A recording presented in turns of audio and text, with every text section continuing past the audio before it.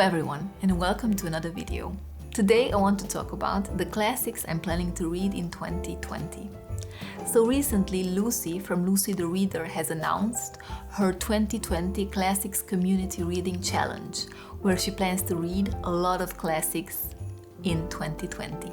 So I decided to join her and read or plan to read one classics each month. So I have 12 classics on my list, and I think this is pretty doable because these are, for the most part, pretty short ones. And these have been also sitting on my shelves for quite a while, unloved and unread, of course.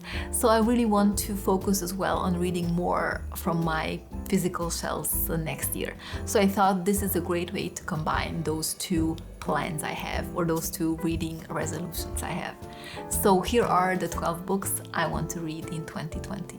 The first book I have is The Master and Margarita by Mikhail Bulgakov.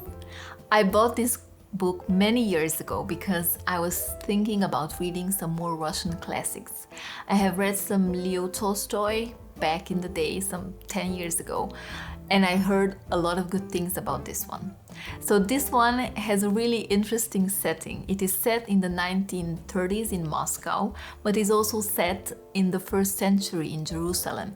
In Moscow we have the devil who has descended to Moscow with a band of musicians. So this is somewhat a funny satirical book, and it follows what this band of musicians and the devil does and how they disrupt life in Moscow, because no one is willing to believe in God or the devil.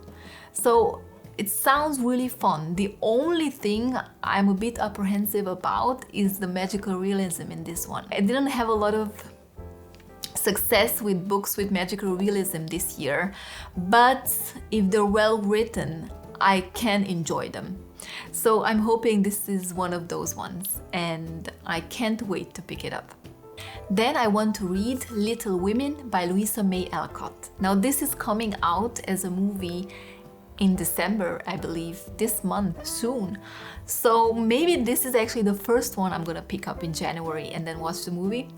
I don't know. I don't want to say a lot about this. I mean, this is a pretty well-known American classic. It is about 4 girls and their mother, and they're trying to survive while their father is away at war. So we all heard of Little Women, and we all seen some sort of adaptation.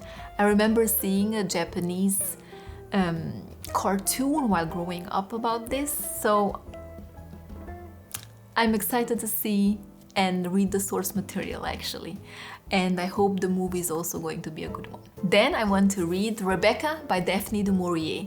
I have previously read Jamaica Inn and The Frenchman Creek by Daphne du Maurier, and I really enjoyed both of them. In this one we follow our timid main protagonist who falls in love with Maxim de Winter, and they get married pretty fast, and then they go to live on this isolated estate, Manderley, where she quickly finds out that she doesn't know her husband at all. But I mean, I don't know what she expected after marrying him so soon or so fast. But anyway, there are things happening in Manderley, and in every corner she kinda is haunted by Maxim's ex-wife, Rebecca.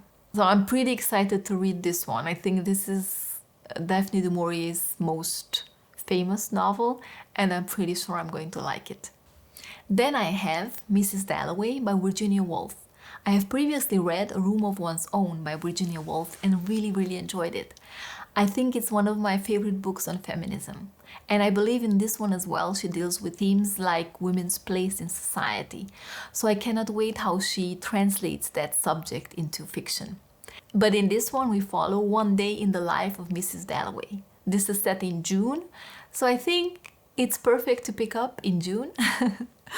Well, I think I'm gonna read this in June actually, so I'm looking forward to it. I think that Virginia Woolf is a great writer, and I think in this one is where she comes into her own style, which is a stream of consciousness. I cannot believe the author wrote the next book when she was only 18, but she did, and it is Frankenstein by Mary Shelley. I cannot believe I haven't read this yet, but I think this is gonna be the perfect book to pick up around Halloween time. I cannot wait. The next book is also a feminist read. It's a story about a woman's spiritual awakening, and it caused quite a turmoil when it came out. And it is The Painted Whale by Somerset Maugham. So in this one we follow Kitty. She's beautiful but shallow. She's married to a bacteriologist and they live in Hong Kong. She's really bored with her life and she kind of decides to cheat on her husband. Then he finds out, and as punishment, he takes her with him to this remote Chinese village where there's a cholera outbreak. The next story is also about cheating and affairs, and I did not do it with purpose. It is The Volcano Lover by Susan Sontag. This one is set in the 18th century in Naples, and we follow this British ambassador who has two passions in life: volcanoes and his precious art collection. But then he kinda ends up being obsessed with this woman, the ex-lover of one of his nephews or something like that. He becomes obsessed and then he marries her. But then this young wife cheats on him and has an affair with this young captain of the Navy. So this one, again, is a story about love and betrayal and obsession. I'm not sure how this is going to be because as I researched a bit the premise, I saw a lot of mixed reviews on Goodreads. So let me know if you have read it and what are your thoughts.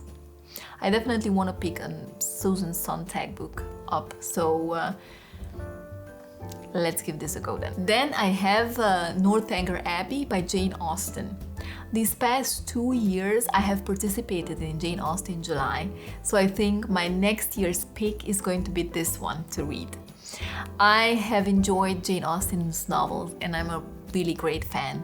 I think I'm gonna love this one too because this is like a comic take on Gothic novels from the Victorian era. The next one is The Portrait of a Lady by Henry James. I think this is the thickest one of all I have on this list, but I have not read a Henry James yet, and this sounds interesting. This one is about a young American woman who goes to Europe to visit relatives.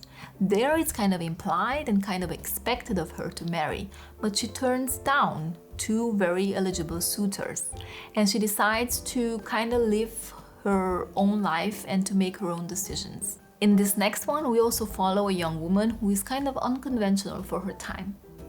And it is in A Passage to India by E.M. Forster. So in this one, our main protagonist is a young woman who travels to India to visit her fiancé.